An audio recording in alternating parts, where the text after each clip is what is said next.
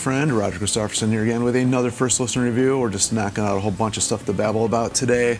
Got the new Rolling Stones Black and Blue box set here, and I was listening to it all night. I had actually playing all night long. I'm not gonna lie. While I was sleeping, I had this playing all night long. It's funny because I'm one of these guys that's not. I like the Rolling Stones. I've got, I think, every studio album they've ever done, and I got a whole bunch of bootlegs, which is a cool little story.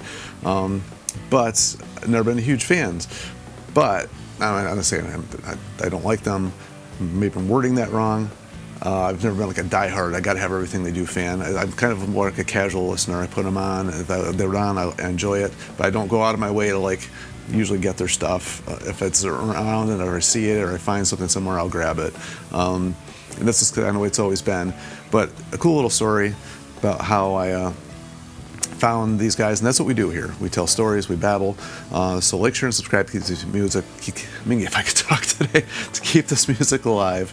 Because that's what we do, talk about bands we love. Usually it's bands that have been around a while, and then we still put on music. I'm so thankful to hear it. So it kind of helps spread the word that, you know, these bands are still doing it, and we just get a chance to chat about music. And that's what I just love to do, talk about music. So anyway, for me, when I was back in my early 20s, I was still casual, you know, Rolling Stones fan. Didn't have a whole lot of Rolling Stones. Probably didn't own much of anything except I think Tattoo You might have been the only album I even owned.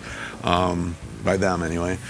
But I was working in this mental health rehabilitation center, and one of the guys that worked there, his favorite band in the world was Rolling Stones. He was just diehard, loved the Rolling Stones. And I remember talking about music. That's kind of how we connected on that level, and also one of the best jobs I've ever had. I really love that job. I've had some really interesting jobs throughout the years, and that was just one.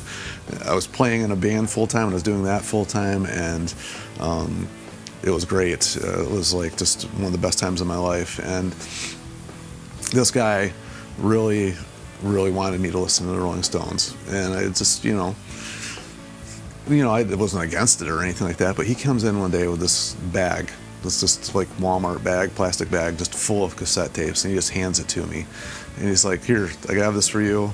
I want you to check it out." And it was just a bag full of like Rolling Stones bootlegs, like stuff he had just recorded, bootleg concerts and demos and all kinds of stuff. He didn't give me the albums, he just gave me like bootlegs of bootlegs. It was really cool. So I did listen. I still have all that too. That's like one of these things I held on to all these years. I still have it, and it really did turn me on to the Rolling Stones. He was a huge Ronnie Wood fan too. It was like his favorite member of the band was Ron Wood.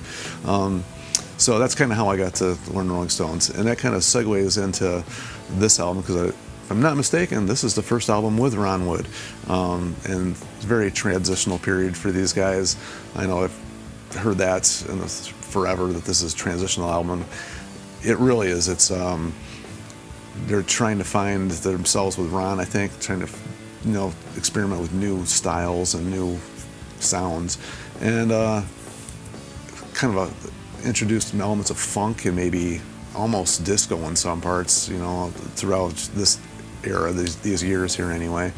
And I have to admit, still not one of my favorite Rolling Stones albums. I did enjoy listening back through this again. The Steven Wilson remix is great. I love what Steven Wilson does. He just doesn't take away from the essence, I don't think, of the original album.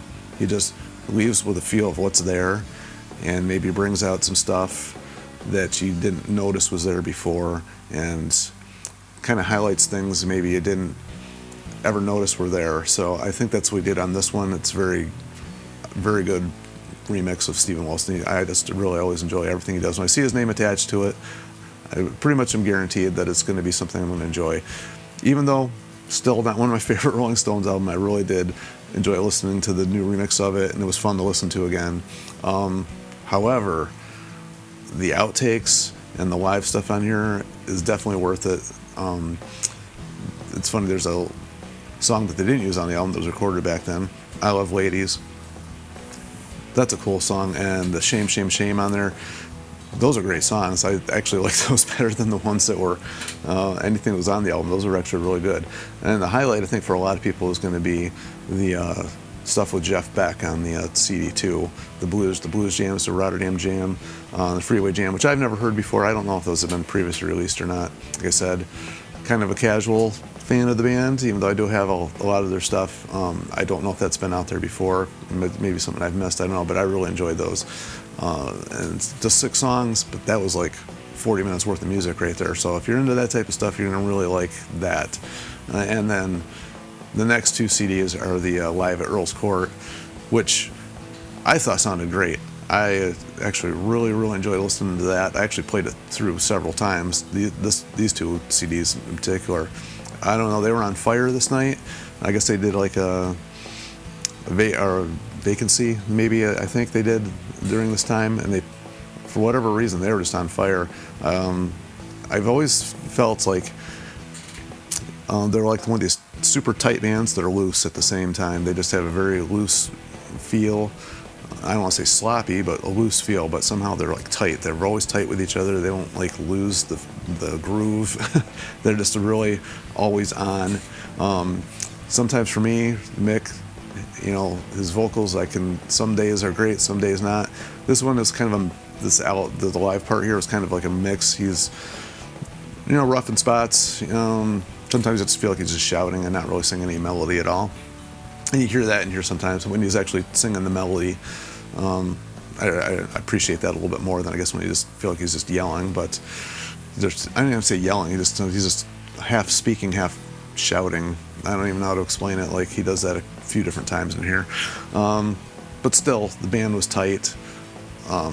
Especially like highlights for me of the live part. I Ain't Too Proud to Beg, I thought had a great feel to it. I hadn't heard it that way. And the live version of Hot Stuff actually on here was more enjoyable for me to listen to than the album version of it. I just really enjoyed that. And Star Star is always a fun song to listen to. Really enjoy Candles Get You On. It's one of my favorite songs of theirs. I know it's overplayed and all that, but I really like that one. Tumbling Dice was spot on. I really enjoyed the extended version of that one. And they throw in some weird ones, which I don't even recall hearing much at all, on Nothing from Nothing and Out of Space. I don't even know what other concerts I've heard those on. Maybe they didn't, I don't know. I'm sure some diehard Stones fans are gonna set me straight on that one, but that's what this is all about, so set me straight. But my favorite part of the whole thing was Midnight Rambler, that extended jam. It went on really long. I think it was like 11 minutes long.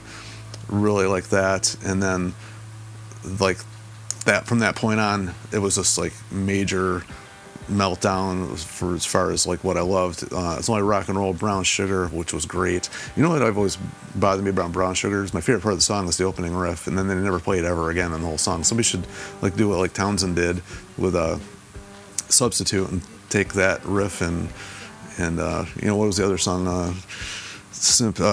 Gosh darn it, the Verve.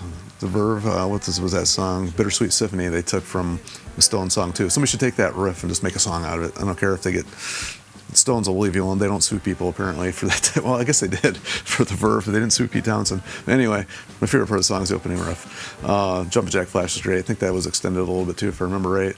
Street Fighting Man is always a great song to hear, and then Sympathy for the Devil went on like for quite a while too. I just really enjoyed the groove of that song.